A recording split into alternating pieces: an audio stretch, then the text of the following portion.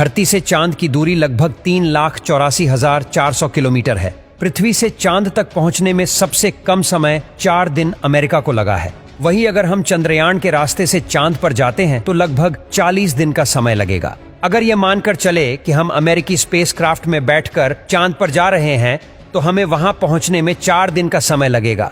4 दिन बाद हम चांद की जमीन पर होंगे। चांद की जमीन पर उतरने के बाद जो हमें सबसे पहले दिखेगा वो है चांद की जमीन। आपको चांद की जमीन उबड़ खाबड़ नजर आएगी। चांद की जमीन पर हर तरफ आपको बड़े बड़े गड्ढे दिखाई देंगे। जब आप चांद की जमीन पर खड़े होकर ऊपर की ओर देखेंगे तो आपको हमारा खूबसूरत ग्रह पृथ्वी नजर आएगा, जिसमें आपको पृथ्वी साफ साफ अपने अक्ष पर घूर्णन करती हुई नजर आएगी, लेकिन आसमान में हमेशा उसकी स्थिरता बनाए रखेगी। अर्थात चांद पर खड़े होकर पृथ्वी को कई वर्षों से अगर हम निहारते रहे तो वह अपनी जगह से टस से मस नहीं होगी।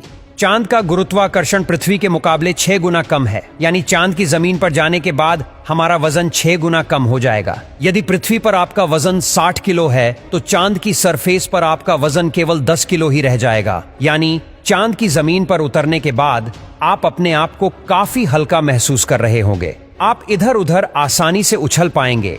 इसी कारण नील आर्मस्ट्रांग जब चांद पर चल रहे थे तब उछल उछल कर चल रहे थे, क्योंकि चांद पर पृथ्वी की तरह चल पाना संभव नहीं है। चांद की सतह पर नील आर्मस्ट्रांग और उनके साथियों के कदमों के निशान आज भी मौजूद है, क्योंकि वहां पर हवा न होने की वजह से वह निशान मिटा नहीं है। फिर थोड़ा चलने के बाद जब आप चांद पर इधर उधर देखोगे तो आपको बहुत सारा कचरा पेपर, बहुत सारे क्षतिग्रस्त सैटेलाइट और बैग्जा मिलेंगे। ये सारा कचरा हम इंसान ने ही फैलाया है। ये कचरा इतना ज्यादा है कि 5 ट्रक भर सकते हैं। चांद पर कचरा और ये पेपर अंतरिक्ष यात्रियों ने फेंके थे, जिसमें उनकी मानव मूत्र और उल्टियां है। अब आप चांद की जमीन पर खड़े हैं तो आपको सबसे ज्यादा खतरा आसमानी मौत का है। चांद का गुरुत्वाकर्षण कम होने की वजह से इसके पास कोई भी वायुमंडल मौजूद नहीं है।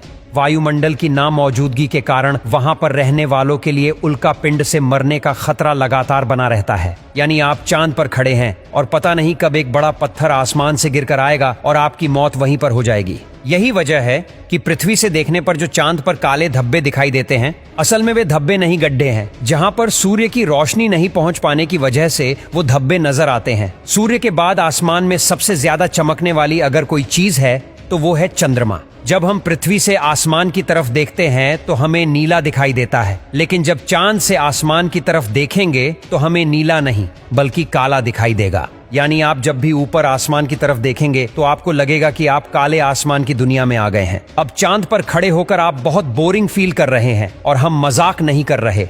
अमेरिकी अंतरिक्ष एजेंसी नासा ने वर्ल्ड रिकॉर्ड में अपना नाम दर्ज करवाते हुए चांद पर वाईफाई की सुविधा उपलब्ध करा दी है, जो कि 3 MBPS तक इंटरनेट स्पीड देता है। यानी आप आराम से चांद पर इंटरनेट चलाकर अपना एंटरटेनमेंट कर सकते हैं। अब आपका मन कर रहा है इंटरनेट तो बहुत हुआ, अब चांद से मैं पृथ्वी पर अपने घर फोन करके बात करता हूँ। आपने फोन मिलाया, फोन लग भी गया, लेकिन ये क्या आप बोल रहे हैं? लेकिन आपकी आवाज मुंह से बाहर नहीं आ रही है। जी हाँ, ये सच है। चांद पर आप कितना भी जोर से चिल्ला लें, आपकी आवाज मुंह से बाहर नहीं आएगी। धरती पर वायु की हमेशा हर जगह उपस्थिति रहती है, लेकिन चंद्रमा का अपना कोई वायुमंडल नहीं है, इसलिए वहां पर ध्वनि तरंगों का संचरण सामान्य रूप से संभव नहीं है। यदि आप चंद्रमा पर किसी को पुकार कर बुलाना चाहेंगे तो उस तक आपकी आवाज नहीं पहुंच पाएगी।